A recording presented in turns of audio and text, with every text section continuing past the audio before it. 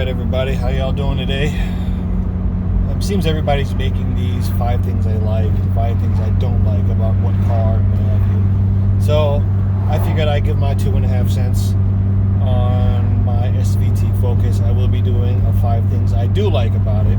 So if you like this one, watch that one too, and then we'll go from there, right? So here are 5 things that I don't like about my SVT Focus. The engine is one of the things I don't like. It went from being a regular old Ford, is it Duratec or Z-Tech? I can't quite remember. From 130 to 170 horsepower, naturally aspirated. So that is quite a big jump when you're just talking about going naturally aspirated. So according to the research I did, they did pistons, they did head, they did 2-stage intake manifold, they raised the red line, and basically just worked the fuck out of this engine to get it up to the power level that it's up now. That's good, but the thing I don't like about it is there is nothing you could really do to make any more power, right? So you put an intake on it and you put an exhaust system on it. The header already on it has been worked. If you ever had a chance to actually look at the header on the SVT Focus, it looks like an aftermarket header. So there's not a lot you can do to make it go any quicker. You could throw force induction at it. I think they made some supercharger kits, and I think they might have like a custom turbo kit or something like that. But the bottom line is, it's not like some other cars where you just bolt on an intake, you bolt on a header, you bolt on an exhaust, throw it on the dyno, and you see a jump in power numbers. This car is not going to do that. I mean, it sounds good, and it revs nicely up to redline, which is 7,000 RPMs, which is okay. Stuff back in 2003, I mean, you had stuff coming out of Honda which, would go up to like 8. So 7 is decent, but I think there was more to get there. But for as it is, would I rather have a different engine in this car? Yes, I would. But SVT did a good job, but it's just they didn't leave the ability to customize it like you get out of something else. I'm a tuner. I come from a tuner background, and I drove RSX, I drove a WRX, I drove a Mazda Speed 3, and I have a BRZ now. So I like to be able to tinker and make my car my own. With this, as far as power is concerned, you can't do that. So that's a ding on it as far as that's concerned. The next thing I don't really like are the seats. Now, if I'm just cruising around like I'm doing now, going headed towards the highway, they're fine. I mean, I don't really have a complaint about that. But when I start hustling the car, I feel like I'm about to go to the fucking window if I don't hold onto the steering wheel. That's a problem. I don't like that. So the seats are comfortable, but they're a bit too squishy to me. It's like, I don't want to call them C5 Corvette seats because I really don't think there's anything that I've sat in that's supposed to be in a performance car that is that crap. But they are close. I mean, maybe they made a bolster for a fatter person than I am, but I'm not that big of a guy. I mean, I'm 180 pounds, and I'm 5'10", 5'11", around there. So I'm not fat. But if you're a little on the chunky side, then, hey, do your thing. But as for me, if I was going to take this out and do some serious work with it on the track or an autocross or a rallycross or something like that, these seats got to go. That's just my opinion on it anyway. Next thing, since it was such a limited production car, I think they made 7,500 of these. The aftermarket sucks. There's not going to be a variety of intakes, or not a variety of headers or exhaust systems or turbo kits or tuners or coilovers or anything of those things that you would get in almost any other tuner-esque car that you could buy. From, you know, a Subaru WRX to a Golf GTI or to a Honda Civic Si or any of those things.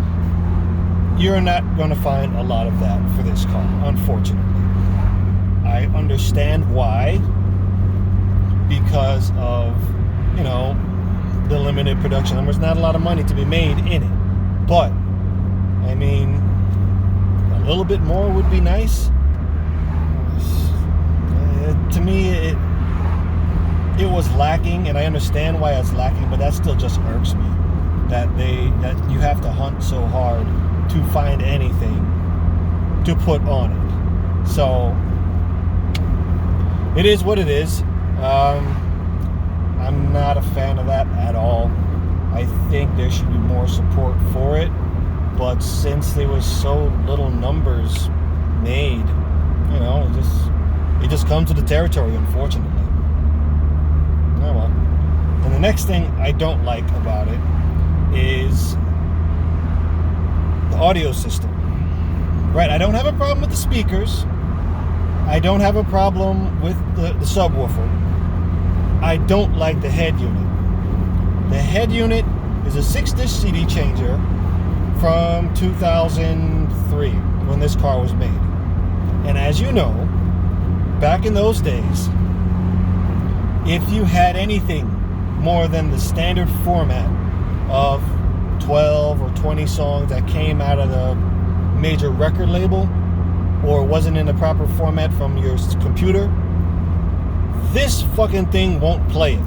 I've played CDs. I have CDs that I get, you know, you get the old mixed CDs at like 50 songs on the 60 songs that you get from the bootleg man.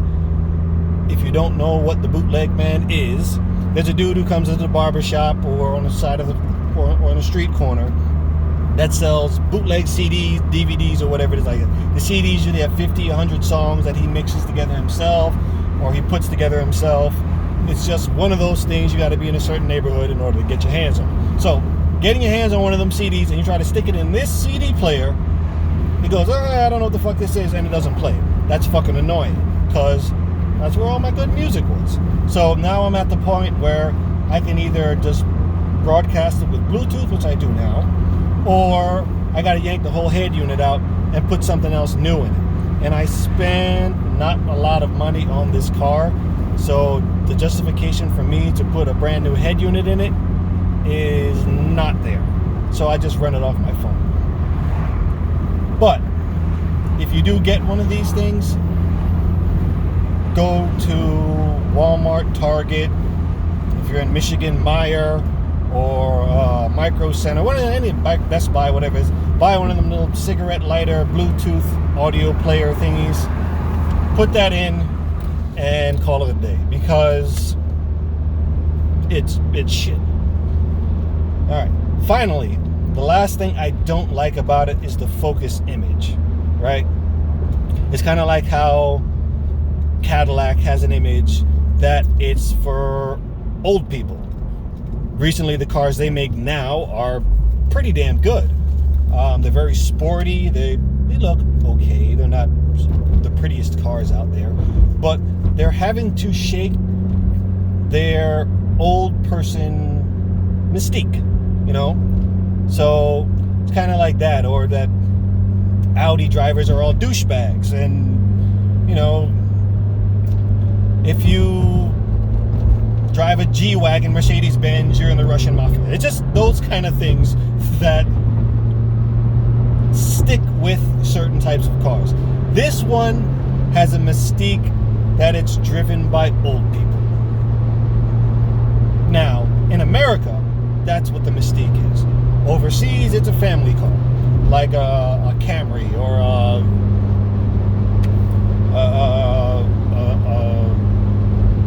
Honda Civic. It just has that mystique of not being a very youthful vehicle. It sucks, but that's just the way it is. And this car, when they put it together, they had the problem of trying to shake that image. Now, if I pull this up to most other people and they look at it, some people will be able to instantly recognize, oh shit, that's an SVT, that's cool. Like this way, some people will recognize a WRX and be like, all right, that's dope. But when you talk to a normie, as I call them, people who aren't car people, they just see a Ford Focus. Now, a normie typically would see a car like a Mustang and go, all right, that's a Mustang. Or they see a WRX and be like, all right, that's a WRX. Or, you know, a Skyline and see like, all right, that's, you know, that kind of thing. This doesn't have that. It's cool that it doesn't have that because it's such a limited production. But it's not, because you look at it, it's like, all right, it's just a Ford Focus. And that's it. And, you know, all the development and all the care that went into making this car what it is just overlooked. And that is something that sucks, unfortunately. I always have to pull up and explain what it is, as opposed to people just looking at it and just saying, all right, cool. You know, that's to me, that I hate that. That sucks. It's not exactly like the worst thing ever, but to me, I don't like that. You know, and then it's kind of like shaking the stigma. Like nowadays, when you look at a Ford Focus ST or an RS, you know that there's something special about it. You know what I'm saying? It's like looking at, let's say, an M5. You look at a new M5 and a new 5 Series. You can tell the M5 is something special. It's not the same case with the old, I think it's the E39, the one that came out in like 2002, 2003. That the only way you know it's an M5 has quad tips out the back. Other than that, you know, a normal person look at it, it's like, all right, it's a 5 Series. But this, when people look at it, it's just a Focus. It's not, doesn't have 170 horsepower. It doesn't have sport tune suspension. It doesn't have a 6-speed gearbox. I have to explain all of that to somebody, and that sucks. I don't like that. I just want people to know, like, all right, it's a cool car. You know, it doesn't have a special stigma about it. Some people like not having that stigma. That's cool. But, you know, the BRZ, you look at it and, you know, people know it's like, all right, that's a GT86 or a BRZ or FRS, blah, blah, blah, blah, blah. Whatever exact model it is, they look at it like, all right, that's cool. You know, that's something that somebody just look at you and give you the head nod, like, all right, man, you rolling. You know what I'm saying? And this car, they look at you like, you're in a Focus. Get the fuck away from me. So that's just something that bothers me. So, you know, that's what I think on my Ford Focus.